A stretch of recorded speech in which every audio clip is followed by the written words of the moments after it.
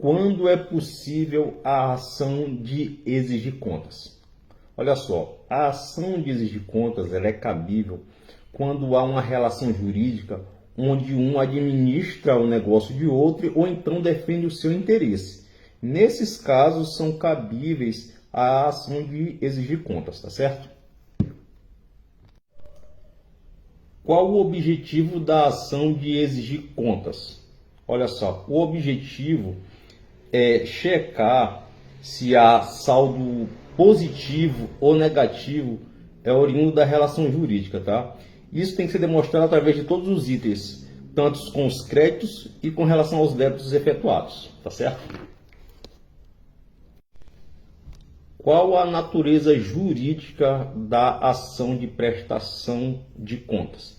Olha só, a natureza jurídica ela tem caráter dúplice, tá? Ela pode tanto apresentar ao réu saldo positivo ou negativo, tá? Dependendo do decorrer do processo. Com relação a isso, por ela ter esse caráter dúplice, não há necessidade do réu ele reconvergir, tá? Entrar com ação de reconvenção.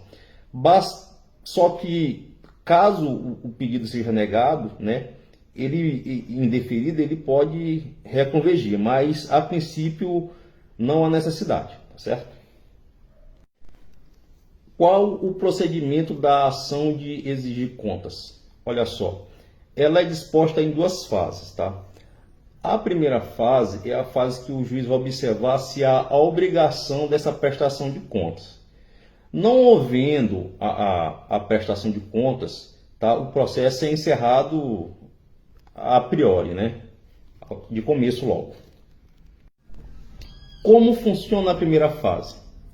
Olha só, nessa primeira fase, o autor ele vai comprovar no processo, na ação processual, com os documentos possíveis, que há essa obrigação, né? E nessa mesma fase, ele vai ser citado, no caso, o réu, através do juiz, né, para que ele conteste essa ação no prazo de 15 dias, certo?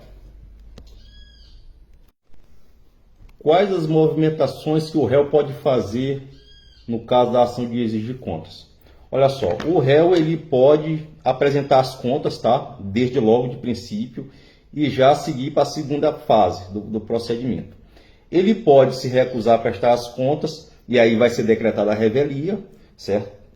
Ele pode, tá, contestar a obrigação, ou seja, dizer que ele não é responsável por prestar as contas, certo?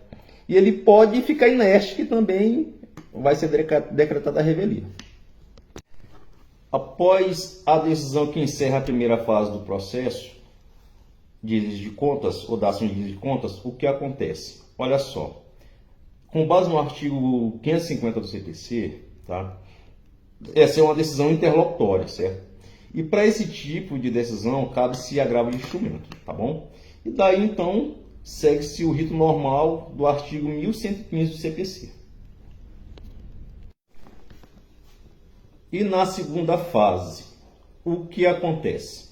Olha só, após o fim da primeira fase, sendo o réu condenado, tá, a fazer a prestação de contas, tá, e ele não fizer, o réu poderá fazer, tá, como também impugnar. E essa etapa, nessa segunda etapa, tá, se o réu não fizer, ele vai perder essa oportunidade de se manifestar, tá? Sendo assim dado o direito ao autor da ação.